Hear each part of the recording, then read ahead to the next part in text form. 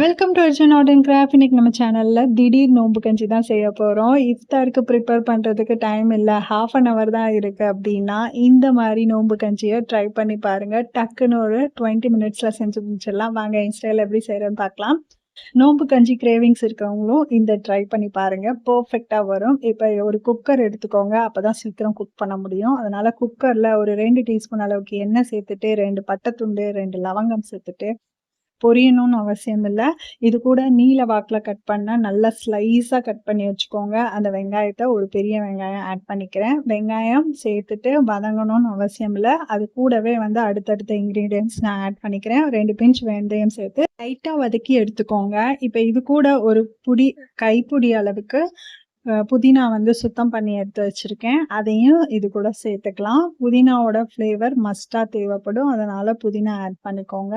லைட்டா புதினாவோட பச்சை கலர் மாறாம லைட்டா வதக்கி விட்டுக்கோங்க. அடுத்தடுத்த இன்கிரீடியன்ஸ்லாம் உடனே போட்டு நம்ம வதக்கி டக்குன்னு ஒரு 5 மினிட்ஸ் மட்டும் வதக்குனா போதும். நம்ம செஞ்சு முடிச்சிடலாம் இந்த நோம்பு கஞ்சியை. இப்போ இது கூட 1 டீஸ்பூன் அளவுக்கு ஜிஞ்சர் கார்லிக் பேஸ்ட் ஆட் பண்ணிக்கிறேன். ஜிஞ்சர் கார்லிக்கோட பேஸ்ட் மட்டும் 1 நிமிஷம் லைட்டாக வதக்கி விட்டுக்கோங்க, பச்சை வாசனை போகிற அளவுக்கு. இதில் ஒரு பெரிய தக்காளியை நான் கட் பண்ணி வச்சுருக்கேன் குட்டி குட்டியாக. வெங்காயம் வதங்கவே இல்லை, லைட்டாக தான் வதங்கியிருக்கு, பார்த்தீங்கன்னா தெரியும். ஒரு பெரிய தக்காளியை குட்டி குட்டியாக கட் பண்ணி வச்சுருக்கேன், அதையும் சேர்த்துருக்கேன். ஒரு பெரிய பச்சை மிளகாவை 2ஆக உடச்சி சேர்த்துக்கிறேன். இதையும் சேர்த்துட்டு லைட்டாக வதக்கி விட்டுக்கலாம். இப்போ ஒரு பெரிய கேரட் எடுத்து தோல் சீவிட்டு கட் பண்ணி எடுத்து வச்சுருக்கேன், அதையும் இது கூட சேர்த்துக்கிறேன். இப்போ 1 டீஸ்பூன் அளவுக்கு ரெட் சில்லி பவுடரும் தேவையான அளவு உப்பு சேர்த்துக்கிறேன்.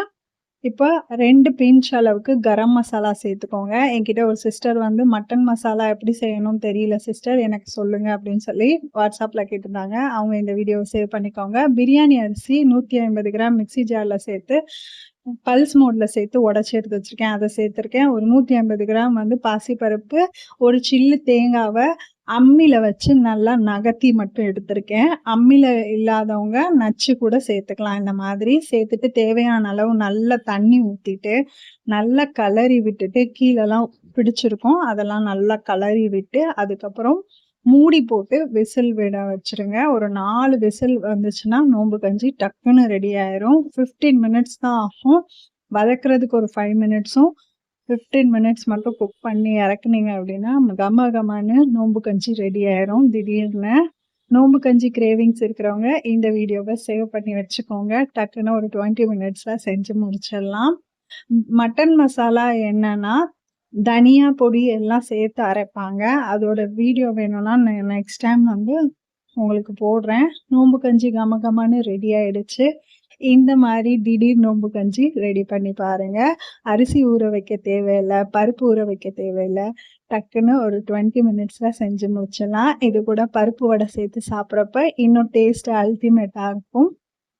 பள்ளிவாசல் ஸ்டைல்லையும் நான் நோம்பு கஞ்சி ரெடி பண்ணி வீடியோ போட்டிருக்கேன். அந்த வீடியோ பார்க்கணுன்னா ஐ பட்டனில் லிங்க் தரேன், செக் பண்ணி பாருங்கள். வீடியோ பிடிச்சா லைக் அண்ட் ஷேர் பண்ணுங்கள். உங்கள் ஃப்ரெண்ட்ஸ் அண்ட் ஃபேமிலிக்கு ஷேர் பண்ணி விடுங்க. தேங்க்யூ.